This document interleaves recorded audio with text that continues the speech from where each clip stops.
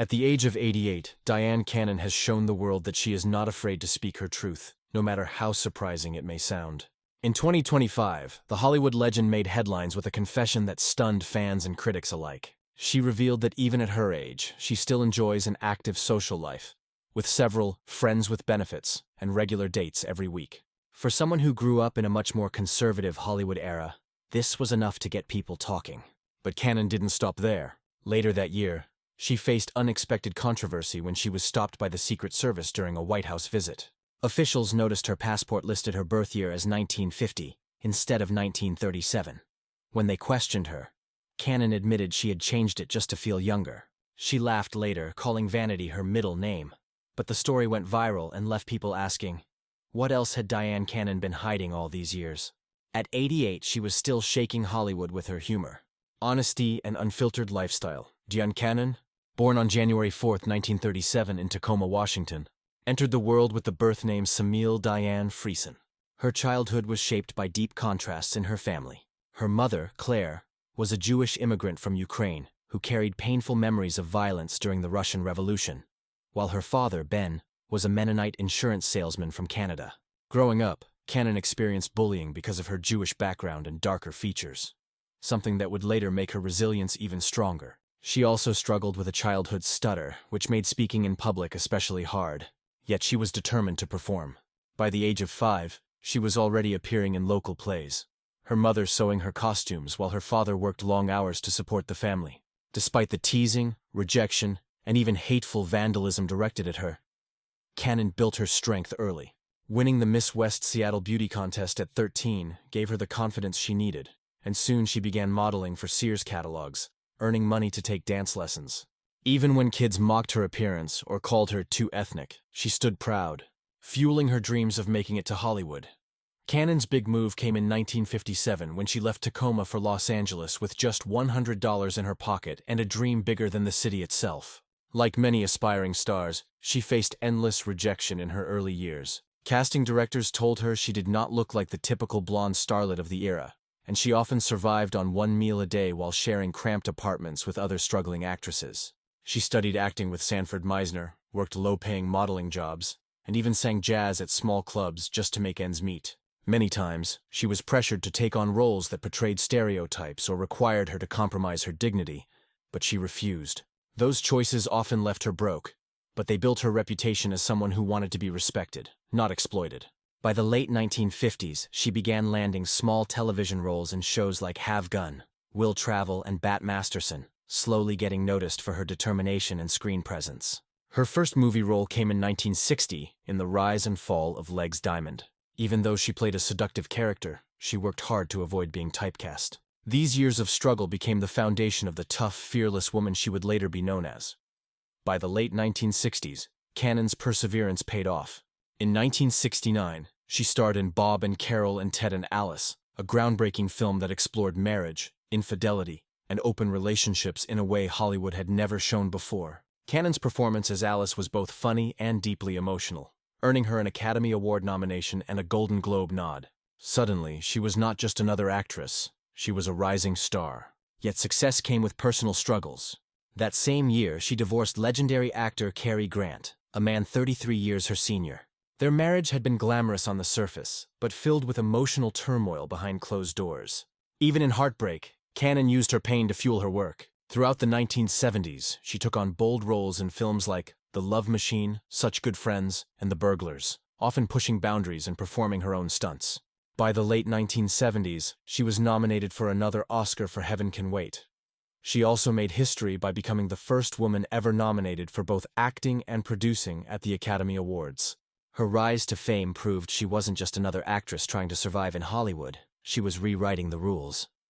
Cannon's career was never ordinary. She often chose roles that shocked audiences, such as playing morally complex women, wives betrayed by infidelity, or characters who dove into Hollywood's darker side. She also created her own films, like the daring short No. 1 in 1976, which dealt with themes of childhood and sexuality that some found too raw. Her directing debut, The End of Innocence in 1990, was a deeply personal film based on her own struggles with addiction, failed relationships, and mental health. Cannon even visited psychiatric facilities undercover to research her roles, including documenting abuses that later appeared in her film. Her choices often led to controversy, but they also gave her a reputation as one of the bravest women in Hollywood. Off-screen, her personal life continued to be turbulent. From her divorce with Cary Grant to her second failed marriage with Stanley Finberg, Cannon never had an easy time in love. She also survived stalking incidents in the 1970s, spending thousands on security just to feel safe in her own home. These experiences shaped her into someone who was both tough and outspoken, unwilling to be silenced by fear. While many actresses struggled to find roles as they aged, Cannon reinvented herself repeatedly. In the 1980s and 1990s, she moved between film and television, appearing in miniseries like Master of the Game and popular shows like Ally McBeal, where she played a bold, unfiltered judge. She even stepped into family films like Beverly Hills Family Robinson while still tackling thrillers and dramas. In the 2000s and 2010s, she took on smaller projects, including independent films and guest appearances on hit TV shows. At 80 years old, she starred in the indie film Hope's Legacy, a story about horse cruelty that tied into real-life scandals in the animal world. She continued to surprise audiences with roles that carried social messages, showing that she still had the same courage she had as a young actress fighting against stereotypes. In 2019, she even lent her voice to The Simpsons, poking fun at herself and Hollywood in a way that showed she never lost her sense of humor. These later years proved that Cannon was more than just a star of the past. She was a woman who refused to fade quietly. Behind the glamour, Cannon carried years of pain. Her divorce from Cary Grant left scars, especially since their marriage had included troubling moments like LSD therapy sessions that harmed her mental health. In the 1990s, her depression grew so severe that she attempted suicide and underwent electroshock therapy, which left her with memory gaps. But even in her darkest moments, she found ways to heal.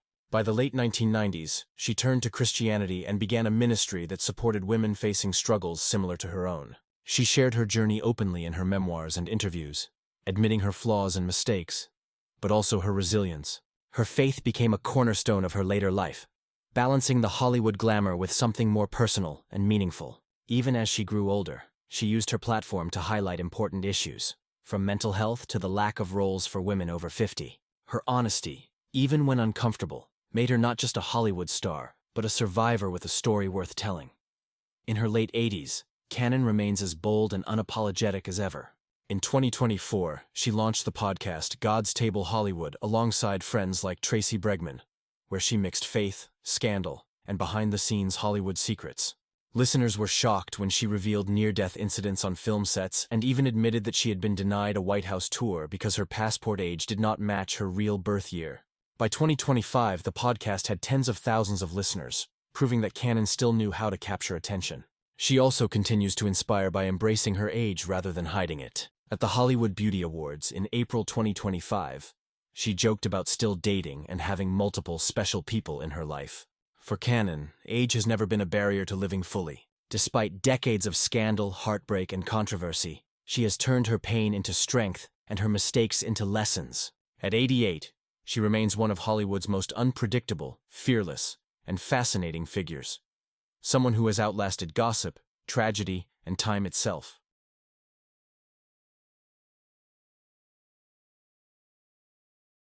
One of the most talked about chapters of Dyan Cannon's life will always be her marriage to Hollywood superstar Cary Grant. When she first met him, Cannon was a young rising actress in her 20s, and Grant was already one of the biggest names in film. Admired worldwide for his charm, sophistication, and success, he was 33 years older than she was, which made their relationship controversial from the start. Grant showered her with luxury and attention, and in 1965, they married in Las Vegas. To the world, they looked like a glamorous Hollywood fairy tale.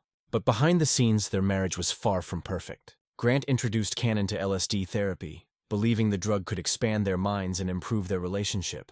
Instead, it left her feeling emotionally broken and struggling with depression. Their union was marked by constant arguments, jealousy, and the clash of two very different personalities. Cannon later admitted that she often felt like a prisoner in her own home, expected to live by Grant's strict rules. The only bright light was the birth of their daughter, Jennifer, in 1966, who became the center of Cannon's life. Just 2 years later, however, the marriage ended in divorce, leaving Cannon to raise Jennifer as a single mother. Though painful, the experience shaped her strength, and she never allowed herself to be silenced about what she endured. Later writing openly about their troubled years together, Dyan Cannon's journey through Hollywood was not only filled with success, but also with the darker side of the entertainment industry. Like many women in the 1960s and 1970s, she faced enormous pressure to look young, beautiful, and desirable at all times. Studios pushed her to take roles that emphasized her body rather than her talent, and she often had to fight to be taken seriously as an actress. Behind closed doors, Hollywood was a world of drugs, affairs, and broken promises. Cannon admitted she experimented with drugs during her early years, partly because they were everywhere in the industry. Parties often offered cocaine, marijuana, and pills as casually as champagne. While she never became addicted in the same way some stars did, the exposure left scars. She also experienced betrayal in friendships, business deals, and even romantic relationships where men valued her fame more than her heart. Many nights, Cannon would go home feeling empty, despite being surrounded by people who seemed to adore her. She often described fame as a mask, something that made her shine on the outside while hiding deep loneliness on the inside. Yet she survived by pouring her emotions into her work, and by refusing to give up on her dream of being more than just another Hollywood beauty. By the late 1980s, Cannon had grown frustrated with the roles offered to her. Most scripts for women her age were either shallow or unflattering, and she wanted something more meaningful. Instead of waiting for Hollywood to give her opportunities, she created her own. In 1990, she directed and starred in The End of Innocence, a semi-autobiographical film about a woman dealing with pain, addiction, failed love, and eventually finding healing. The story was drawn from Cannon's own life: her troubled childhood, her painful marriage, her struggles with therapy, and her battle with depression. The film was bold and raw, with scenes that shocked audiences, including depictions of psychiatric treatments and abuse. Critics were divided. Some praised her honesty, while others thought the movie was too dark. But Cannon didn't care. For her, it was not about pleasing Hollywood. It was about telling the truth. She became one of the few women in Hollywood at that time to direct a major film, opening doors for future female directors. Looking back, she called it one of her proudest achievements because it allowed her to turn her pain into art, showing other women that they too could use their struggles as fuel for creativity and strength. Cannon's life took another turn in the 1990s when she found herself facing depression, loneliness, and the aftermath of failed relationships.